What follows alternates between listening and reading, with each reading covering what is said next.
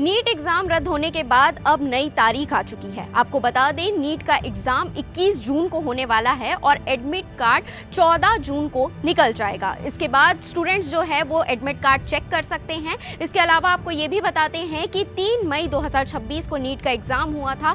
7 मई को ये जानकारी मिली थी कि पेपर लीक हुआ है और उसके बाद 12 मई को ये आदेश आ चुका था कि नीट का जो एग्जाम है वो रद्द हो जाएगा, क्योंकि इसमें पेपर लीक हुआ था। और अभी तक आपको ये भी बताना चाहेंगे कि सीबीआई ने 7 आरोपियों को गिरफ्तार भी कर लिया है। फिलहाल ये नई अपडेट निकलकर सामने आई है कि 21 जून को नीट का एग्जाम होने वाला है। वहीं आपको बता दें कि अगले साल नीट को ऑनलाइन मोड में रखे जाने की तैयारी हो रही है। बिल्कुल सही सुना आपने, पेन पेपर मोड में नहीं बल्कि अगले साल से ऑनलाइन एग्जाम होने वाले हैं नीट के। तो इस खबर को लेकर आपकी क्या राय है, कमेंट में अपनी राय जरूर बताइएगा और ऐसे ही अपडेट्स के लिए हमारे चैनल सीजी भास्कर को फॉलो एंड सब्सक्राइब जरूर करें।